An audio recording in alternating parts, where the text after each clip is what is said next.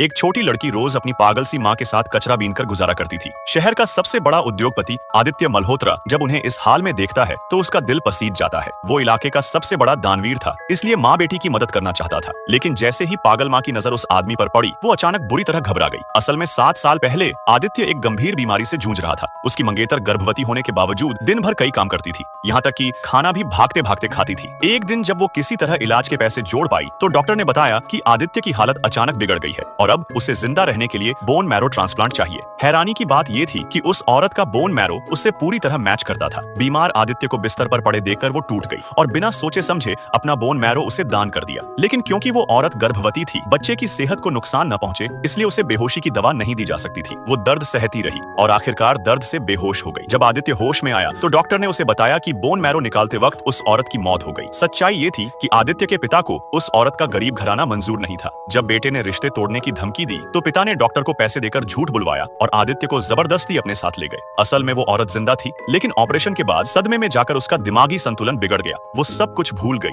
और बाद में उसने एक बेटी को जन्म दिया। इन सालों में माँ बेटी लोगों की मदद और कबाड़ बेचकर जिंदगी चला रही थी। वहीं दूसरी तरफ आदित्य रोज दोनों की फोटो देखकर अकेले आंसू बहाता था। एक दिन रास्ते में उसकी नजर उस लड़की पर पड़ी। उसे लगा अगर उसका बच्चा जिंदा होता तो शायद इसी उम्र का होता। वो मदद के लिए आगे बढ़ा ही था कि माँ ने उसे देखते ही घबराकर चिल्लाना शुरू कर दिया। अचानक माँ के मुंह से खून निकल आया। आदित्य और उसके असिस्टेंट को लगा कि वो जानबूझकर नाटक कर रही है। उन्हें लगा माँ बेटी पैसे ठगने की कोशिश कर रही है। गुस्से में आदित्य ने उन्हें डांटा, फिर कुछ पैसे देकर कहा कि बच्ची को पढ़ाओ और यहाँ से चली जाओ। आदित्य को जरा भी अंदाजा नहीं था कि सड़क पर बैठी गंदी सी औरत उसकी वही मंगेतर है और वो लड़की उसकी ही अपनी बेटी है। जब औरत ने पैसे देखे तो वो खुश हो गई, क्योंकि उसे लगा अब वो अपने आदमी का इलाज करवा पाएगी। लेकिन उसकी हालत देखकर आदित्य का शक और गहरा हो गया। उसे लगा वो औरत जानबूझकर पागल बनने का नाटक कर रही है। वो बिना पीछे देखे चला गया। अचानक उसकी याददाश्त लौटी और सदमा सह न पाने के कारण वो बेहोश हो गई। अच्छी बात ये रही कि किसी ने उसे अस्पताल पहुंचा दिया। डॉक्टर ने बताया कि दिमाग पर जोर पड़ने से हालत बिगड़ी है और ऑपरेशन के लिए 40 लाख रुपए चाहिए। ये सुनते ही बच्ची ने कबाड़ से जमा किए सारे पैसे निकाल दिए। माँ को खो देने के डर से वो बच्ची पैसे कमाने निकल पड़ी, लेकिन इतनी कम उम्र में इतनी बड़ी रकम जुटाना नामुमकिन था।